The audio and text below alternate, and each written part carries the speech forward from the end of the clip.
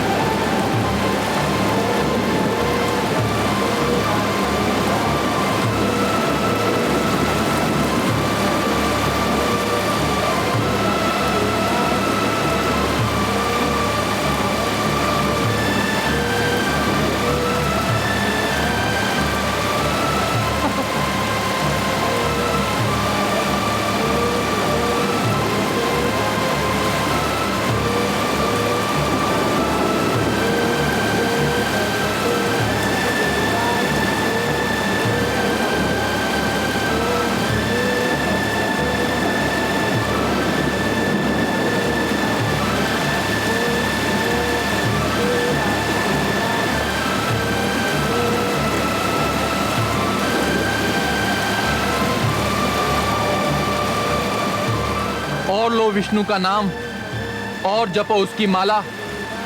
अरे छोटे से छोकरे, तेरी माता ने तुझे तेरे पिता के प्रकोप से तो बचा लिया, पर मेरे प्रकोप से तुझे कौन बचाएगा? मैं तुझे तड़पा तड़पा के, तरसा तरसा के मार डालूंगा। तेरे विष्णु ने मेरे तन के 2 टुकड़े कर दिए थे। मैं उसके किसी भी भक्त को चैन नहीं लेने दूंगा।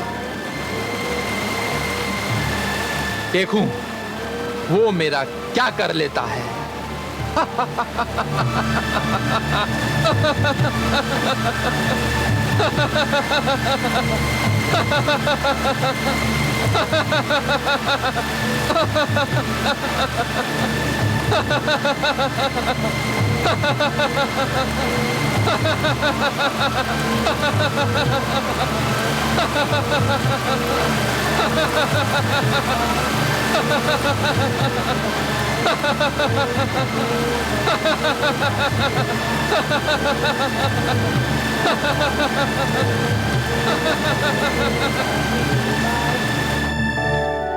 देखा आपने कमल नयन, स्वरभानु आपकी शक्ति को ललकार रहा है।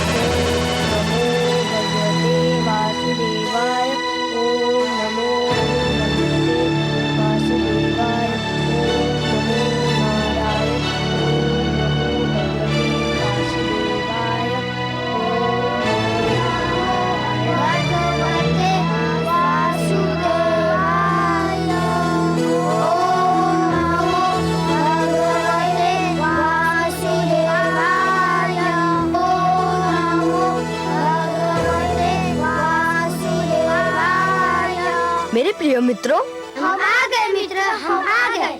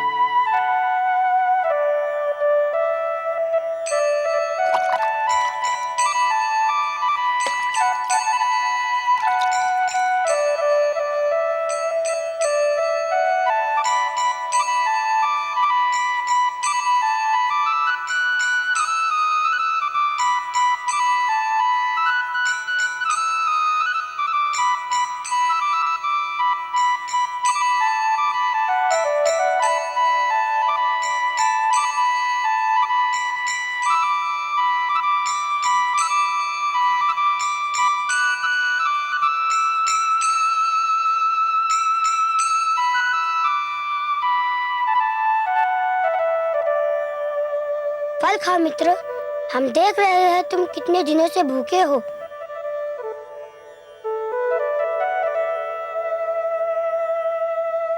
रुक क्यों गए, खाओ ना। नहीं मित्र, मैं ना खा सकूंगा। क्यों? मैं जानता हूँ कि मेरे राजभवन छोड़ने के उपरांत मेरे माता ने भी आज तक भोजन को हाथ न लगाया होगा।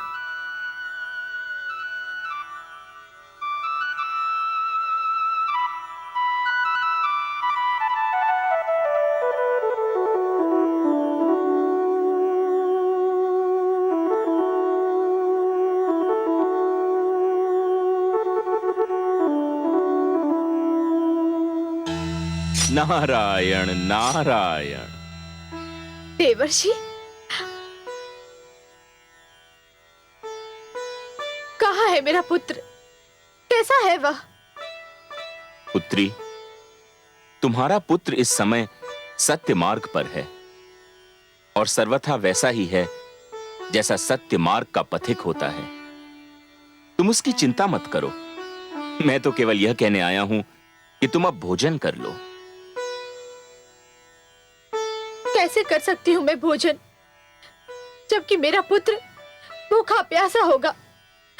कौन देगा उसे अन्न जल? वह तो उसे प्रकृति ने दे भी दिया है, पर तुम तो जानती ही हो पुत्री कि तुम्हारा पुत्र कैसा हठी है। वह उस समय तक अपने मुख में अन्न का एक दाना भी नहीं डालेगा जब तक उसकी मां भोजन नहीं कर लेती। यदि तुम चाहती हो कि वह भूखा न रहे तो जाओ, भोजन कर लो।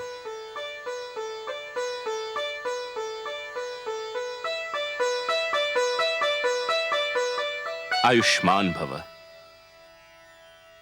नारायण नारायण।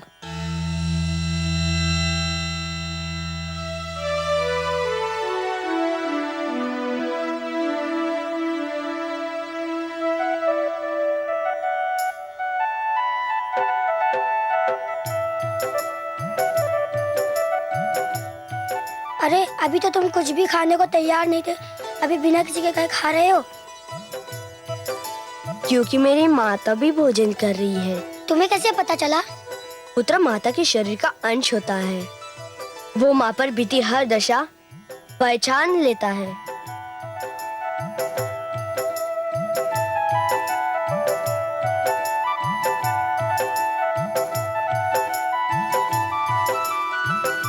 धन्यवाद मित्रों, तुमने आकर बहुत उपकार किया।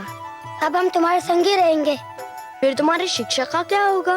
नहीं चाहिए हमें वो शिक्षा जो वहाँ दी जाती है। परंतु ये भी सोचा है, तुम्हारे इस प्रकार गुरुकुल से चले आने के कारण हमारे गुरुजन शंडा और अमर का क्या होगा? हम क्या जाने, हमें इसकी चिंता भी नहीं है। नहीं मित्रों, यह तो कोरा स्वार्थ है। गुरु चाहे जैसा हो, गुरु है, आदर के योग्य है। गुरु तो पिता समान होता है, ईश्वर समान होता है। गुरु को शिष्य के कारण कष्ट झेलना पड़े तो ईश्वर शिष्य को कभी क्षमा नहीं करता। तुम लोगों के भागाने से महाराज हिरण्यकश्यपु अपना सारा क्रोध हमारे प्रिय गुरुजन पर उतारेंगे, और उसके लिए ना मैं तुमको क्षमा करूंगा ना अपने आप को। हम तुम्हारे पास इसलिए आए हैं कि तुम्हें कष्ट ना हो, तुम स्वयं को अकेला ना समझो। तुम्हारे आने से मुझे ज्ञात हो गया कि अब मैं अकेला नहीं हूँ। पर यदि तुम गुरुकुल ना लौटे तो मुझे बहुत दुख होगा। यदि मुझे सुख देना चाहते हो तो जाओ, गुरुकुल लौट जाओ। मैं तुमसे वहीं आकर मिलूंगा।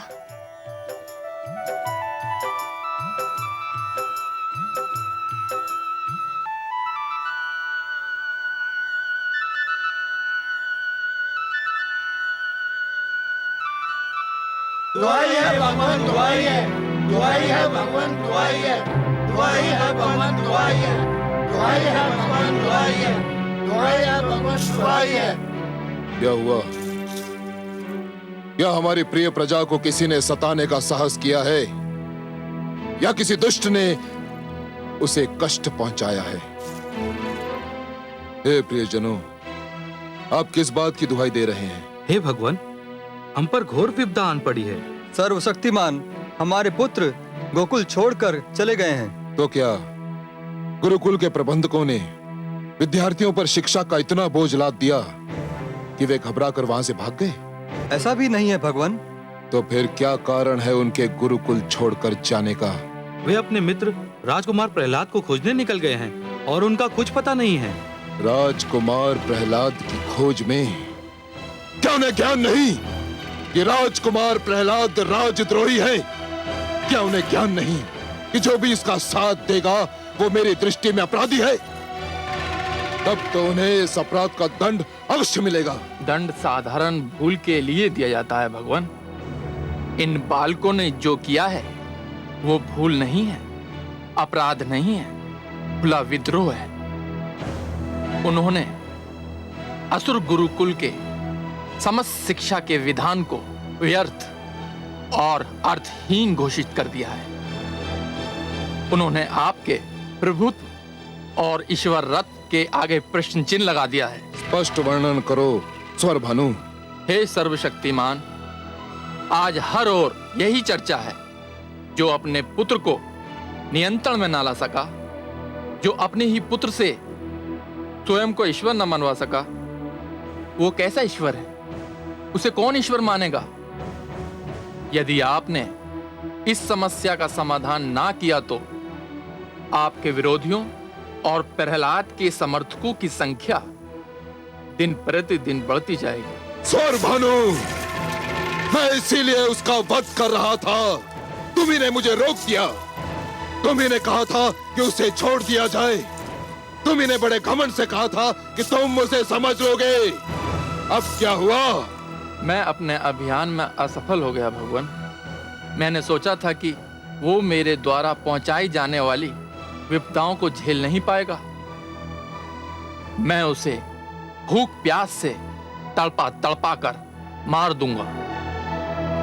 किंतु ना जाने वो किस धातु का बना हुआ है। सारी विपदाएं झेल गया, किंतु उसने विष्णु का नाम लेना नहीं छोड़ा। मैं जानता था कि मेरे मूर्ख पुत्र के मन को जो विष्णु नाम का रोग लगा है, उसका उपचार उसकी मृत्यु के अतिरिक्त और कुछ भी नहीं है। उसके इस भयंकर रोग को केवल उसकी मृत्यु ही समाप्त कर सकती है, केवल उसकी मृत्यु। सेनापति अश्वमित्र, आज्ञा भगवान। जाओ और मेरे मूर्ख पुत्र को ढूंढकर उसे एक बार फिर मेरा आदेश दो कि वो मुझे ईश्वर मान ले मुझे ईश्वर। और यदि इस बार भी वो ना माने तो उसे रस्सियों से बांधकर किसी ऊंचे पर्वत के शिखर पर ले जाओ और उसे वहां से इतने बलपूर्वक नीचे फेंको कि उसकी हड्डियां चूर चूर हो जाएं। जाओ। आपकी आज्ञा का पालन होगा। किंतु हे सर्वशक्तिमान, मुझे कुछ पता नहीं कि राजकुमार प्रहलाद कहां होंगे, कहां मिलेंगे। मैं उन्हें ढूंढूं तो कहां ढूंढूं? मैं जानता हूं कि वो कहां है। सेनापति, मेरे साथ आओ, मैं तुम्हारा मार्गदर्शन करूंगा।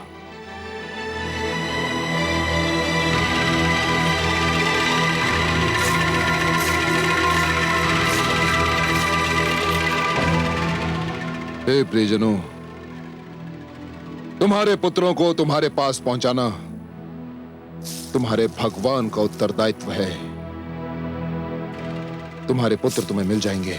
भगवान हिरण्यकशिपु की, भगवान हिरण्यकशिपु की, भगवान हिरण्यकशिपु की, भगवान हिरण्यकशिपु की, भगवान हिरण्यकशिपु की, भगवान हिरण्यकशिपु की, भगवान हिरण्यकशिपु की, भगवान हिरण्यकशिपु की।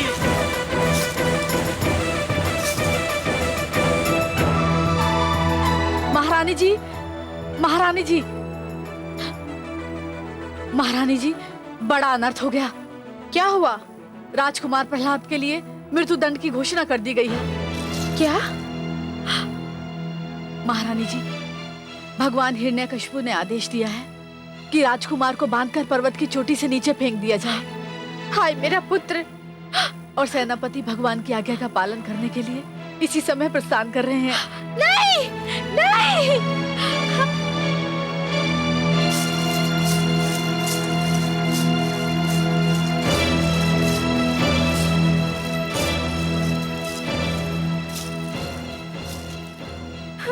चलो सारथी। ठहर जाओ, तुम लोग मेरे पुत्र का वध नहीं कर सकते। हम विवश हैं महारानी, हमें अपने भगवान की आज्ञा का पालन करना ही होगा। आप हट जाइए। नहीं हटूंगी। तुम्हारा ये रथ मेरे शरीर को कुचलकर ही यहाँ से आगे बढ़ सकता है। हट जाइए, हट जाइए, हट जाइए। अश्वमित्र के मार्ग से हट जाइए महारानी। नहीं महाराज, मेरे पुत्र पर दया कीजिए, उसे क्षमा कर दीजिए। उसे आपने अपने राजभवन से तो निकाल ही दिया है, आप उसे अपनी दीनहीन दशा पर छोड़ दीजिए महाराज, उसे क्षमा कर दीजिए। नहीं, कदापि नहीं महारानी। उसे छोड़ना अपने ईश्वरत से हाथ धोना होगा। नहीं, आप हट जाएं। नहीं, महारानी को राजभवन ले जाओ। नहीं महाराज, मेरे पुत्र को क्षमा कर दीजिए। नहीं महाराज, क्षमा कर दीजिए उसे, क्षमा कर दीजिए। अश्वमित्र, आज्ञा का पालन हो। जो आज्ञा भगवान। चलो सारथी।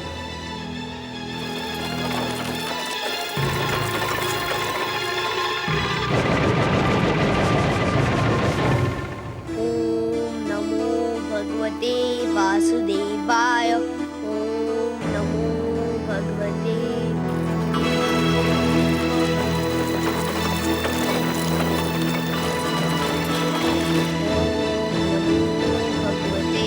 वासुदेवाय। ओम नमो भगवते वासुदेवाय। ओम नमो भगवते वासुदेवाय।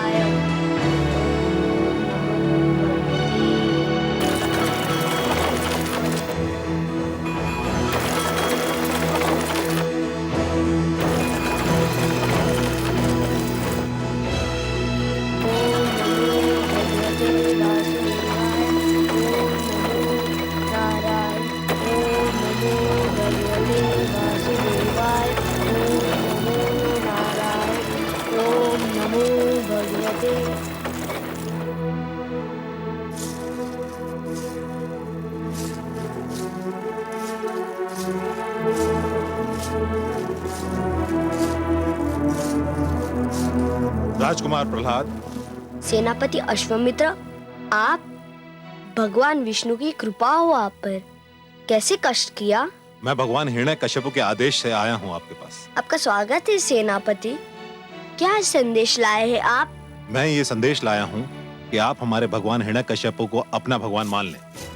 यदि आपने ये मान लिया तो आपके जीवन पर छाए सारे संकट दूर हो जाएंगे। यह भी तो संभव है कि आप और आपके सम्राट मेरे ईश्वर को मान ले, तो आपके और आपके सम्राट के जीवन और आत्मा पर छाए हुए सारे संकट दूर हो जाएंगे। ये कदापि नहीं हो सकता राजकुमार। हे सेनापति, आप अपने लिए जो कहने और सोचने की स्वतंत्रता दिखा रहे हैं, वह स्वतंत्रता को मेरे लिए उचित नहीं समझते? यह तो अन्याय है ना? मैंने संदेश सुना दिया, मेरा उत्तरदायित्व तो पूरा हो गया। मैंने संदेश सुन लिया, मेरा उत्तर भी पूरा हो गया। भगवान हिरण्यकशिपु का ये आदेश है कि यदि आप उन्हें ईश्वर नहीं मानते तो आपको रस्सियों से बांधकर पर्वत की ऊंचाई से फेंक दिया जाए। तो फिर आप प्रतीक्षा क्यों कर रहे हैं? अपने भगवान के आदेश का पालन कीजिए। सैनिकों, राजकुमार को रस्सियों से जकड़ दो। ओम नमो भगवते वासुदेवाय। ओम भगवते वासुदेवाय।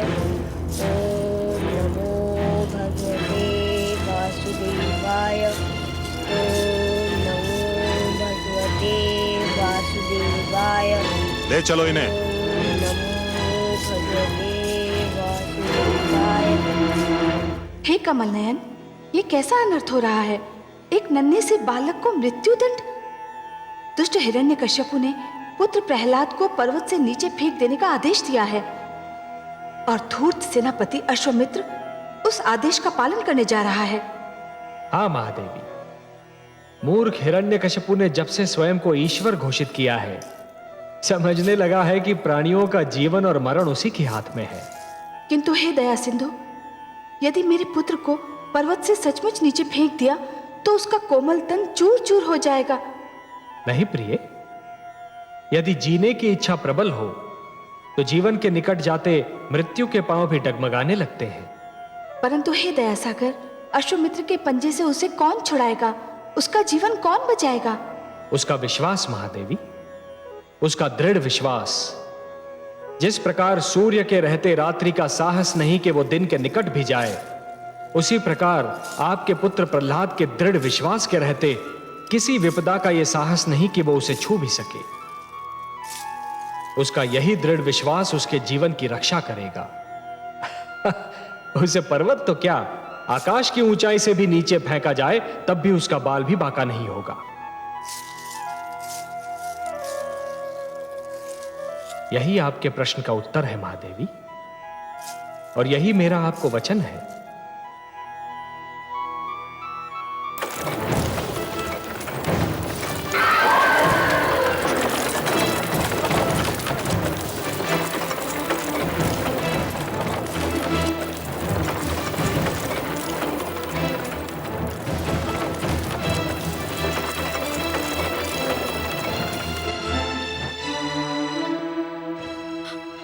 विष्णु, अब तुम ही कुछ करो। मेरा पुत्र तुम्हारे नाम पर न्योछावर हो रहा है।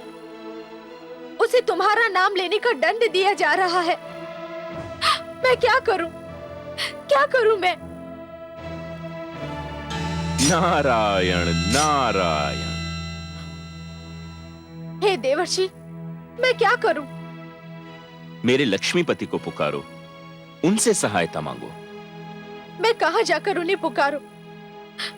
मेरे स्वामी ने तो उनके सारे मंदिर ध्वस्त कर दिए हैं। मैं कहां जाकर विष्णु से अपने पुत्र का जीवन बचाने की मांग करूं? पुत्री, मेरे लक्ष्मी नारायण को पुकारने के लिए किसी मंदिर में जाने की आवश्यकता नहीं है। वे तो सर्वव्यापक हैं, हर ओर रमते हैं, हर कण में बसते हैं। तुम्हारे पति ने यदि मूर्खतावश उनके मंदिर उजाड़ भी दिए हैं, तो भी एक मंदिर तो ऐसा है ही जिसे कोई नहीं उजाड़ सकता। कहां है वह मंदिर देवर्षि? तुम्हारे मन में पुत्री। मन का मंदिर तो मेरे नारायण का सबसे प्रिय बसेरा है। उन्हें यही मंदिर प्रिय है।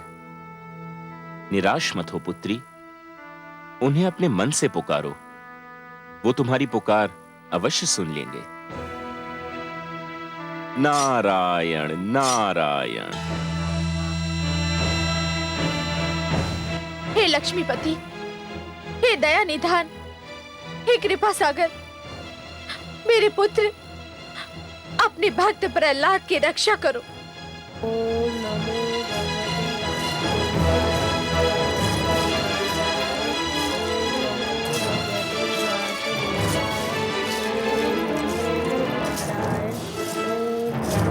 भगवते वासुदेवाय।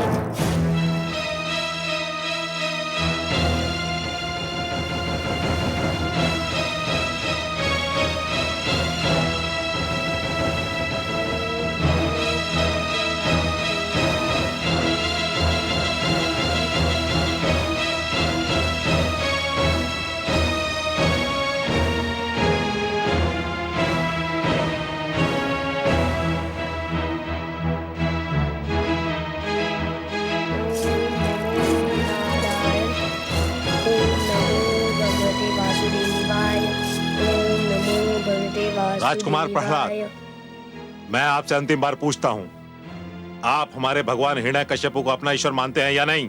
हे सेनापति अश्वामित्र, मैं तुम्हारे इस प्रश्न का उत्तर एक बार नहीं अनेकों बार दे चुका हूँ और फिर देता हूँ। नहीं, एक बार नहीं, सहस्र बार देता हूँ। नहीं नहीं नहीं। सैनिकों, ओम नमो भगवते नीचे फेंक दिया जाए इसे।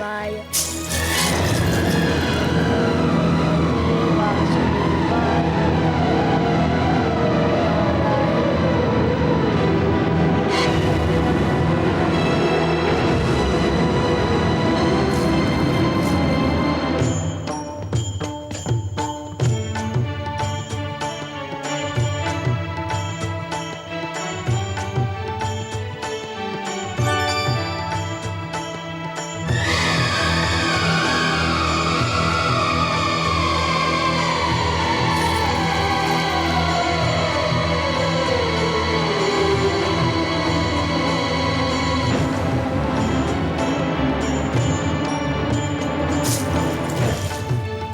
ओम नमो भगवते वासुदेवाय। ओम नमो भगवते वासुदेवाय।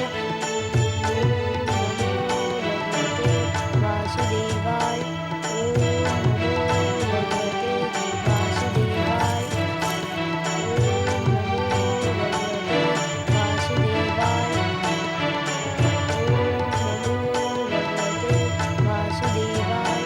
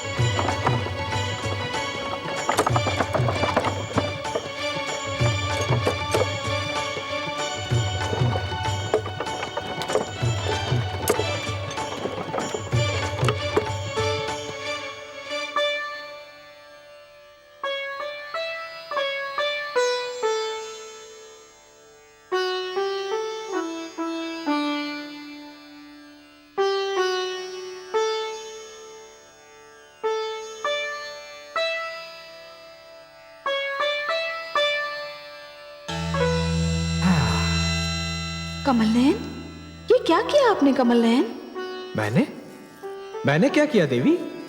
आप ही की इच्छा थी कि आपके पुत्र प्रहलाद के प्राणों की रक्षा की जाए। मैंने सदा की भांति आपकी इच्छा का आदर किया, उसके प्राणों की रक्षा की। मैं तो ये समझ रहा था कि इस दृश्य को देखकर आप प्रसन्न हो रही होंगी। वो मैंने देखा कमल नयन, उसके लिए मैं आपका आभार मानती हूँ, आपको कोटि कोटि धन्यवाद देती हूँ। परंतु हे कमल नयन, आपने मेरे पुत्र प्रहलाद को मृत्यु के एक द्वार से निकालकर दूसरे द्वार में छोड़ दिया है। महादेवी, आप नित्य कहती हैं कि मेरी बातों का रहस्य मेरे अतिरिक्त कोई नहीं जान सकता, पर आज मुझे यह कहने दीजिए कि आप जो कह रही हैं ना, उसका रहस्य मेरी भी समझ में नहीं आ रहा। आप कहना क्या चाह रही हैं, कृपया स्पष्ट तो कीजिए महादेवी।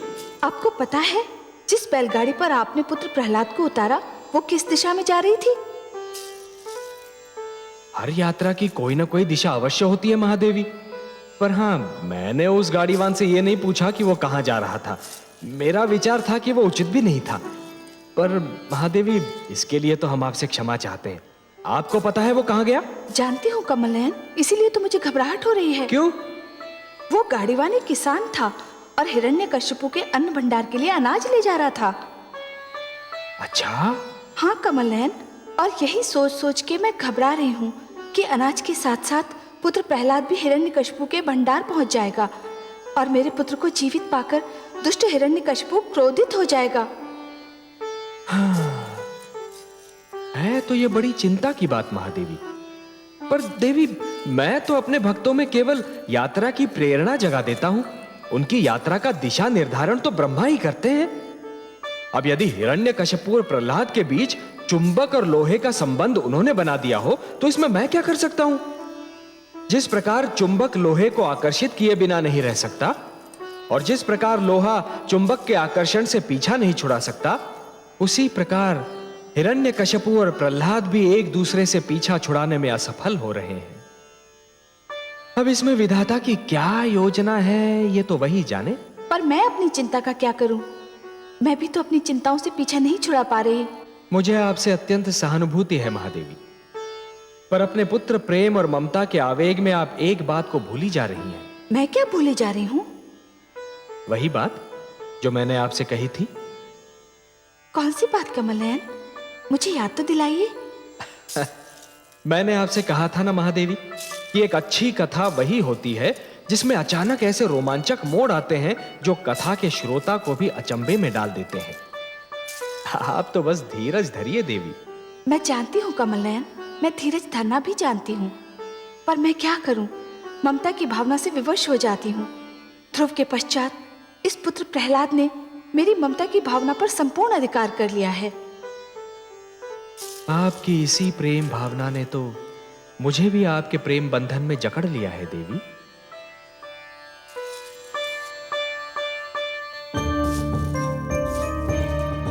अश्वमित्र कहां रह गया? अभी तक नहीं आया। कहीं ऐसा तो नहीं कि प्रहलाद के बदले स्वयं उसी को मृत्यु आ गई हो? नहीं। क्या वो भूल गया कि मैंने उसे आदेश दिया था कि प्रहलाद की मृत्यु का समाचार शीघ्र अतिशीघ्र मुझे सुनाए?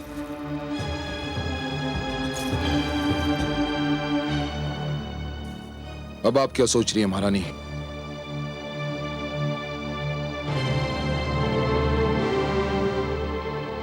मैं ये सोच रही थी, क्या इतिहास ने आपसे पहले कोई ऐसा पिता देखा होगा जो अपने ही पुत्र की मृत्यु का समाचार सुनने के लिए इतना व्याकुल है? पुत्र कहाँ था वो मेरा? बैरी था, शत्रु था वो मेरा। था से क्या अर्थ है आपका स्वामी? था क्यों कह रहे हैं आप? था इसलिए कह रहा हूं महारानी कि मुझे पूर्ण विश्वास है कि वो अब तक मृत्यु को प्राप्त हो चुका होगा। नहीं, नहीं, नहीं।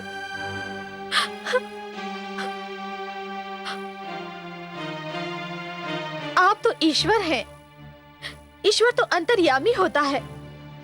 आपको तो पहले से ये ज्ञात हो जाना चाहिए था। महारानी, भगवान हिरण्यकशिपु की जय हो।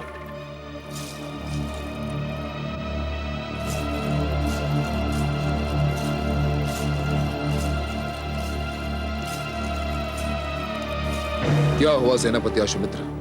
भगवान, मैंने आपके आदेश का पालन कर दिया। शुभ समाचार, अत्यंत शुभ समाचार। मुझे पूरा वृत्तांत सुनाओ। राजकुमार प्रहलाद ने इस बार भी आपको ईश्वर मानने का विरोध किया। फिर तुमने क्या किया? मेरे आदेश पर सैनिकों ने उसे रस्सियों से जकड़ दिया।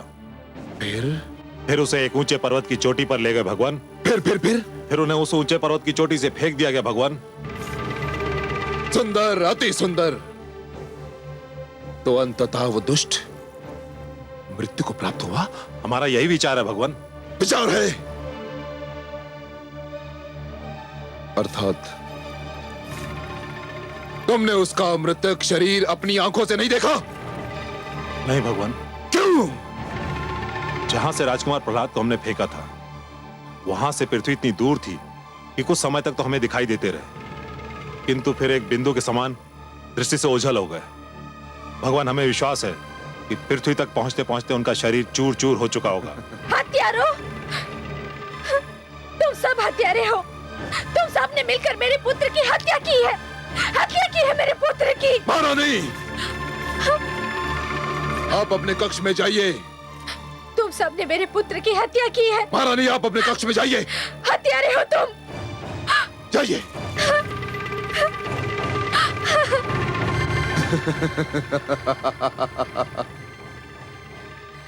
मारा गया, मारा गया। मेरा बैरी और विष्णु का अंतिम भक्त भी मारा गया। अश्वमित्र, सारे राज्य में घोषणा कर दो कि मैंने अपने पुत्र को राजद्रोह के अपराध में मृत्यु दंड दे दिया। इस संसार को भी बता दो कि मैंने न्याय की मर्यादा के लिए अपने पुत्र के भी प्राण ले लिए।